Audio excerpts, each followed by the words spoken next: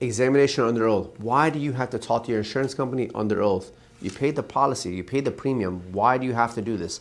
Well, the insurance company, they do this to try to poke holes in your case. Their job is to try to collect premiums and pay out as little as possible. So whenever you're involved in a car accident, a lot of times what they'll do is they do this thing called examination under oath. It's as if you do a deposition.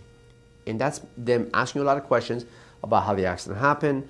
They want to know who's on the policy. They'll ask questions as if anybody over the age of 14 that's on the policy or that's not on the policy. They'll see who lives in the household. If somebody lives in the household and you didn't list them on the insurance company, they'll find little loopholes to say you lied under oath, you committed fraud whenever you did your insurance application, that you didn't list all these people as exclusions or as drivers on the policy. And they use this application, your insurance application, to set you up after you get in a car accident or you need to make a claim. Not all insurance companies do this. This happens a lot with the smaller insurance companies.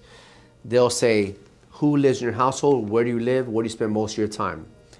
And depending on how you answer those questions, they'll find anything that violates their insurance application and their contract, and it says you committed fraudulent material misrepresentation. It sounds bad, but it's not that you're committing fraud per se. It's that under fraud, they can void your policy as if you never had a policy. They'll give you back your premium dollars. They'll give you back your premium, but they won't pay the claim.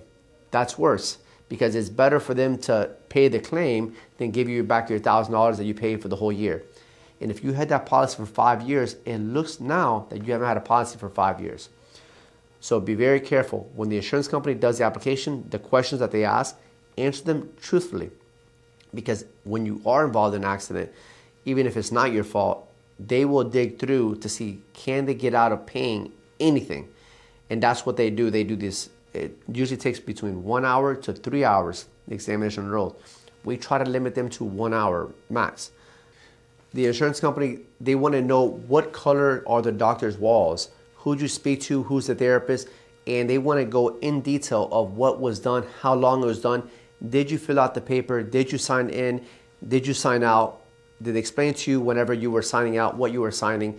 They'll go into very granular details to see, are you getting treated or is this a scam type of case?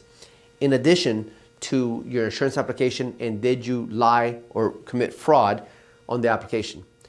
This is unfortunate. The insurance company, they do this quite often. It happens a lot with the smaller policies, with the smaller insurance companies, because they're looking for ways to keep the premiums and pay out less. They may give you back the premiums, but they save themselves thousands of dollars of paying the claim that they rightfully should be paying.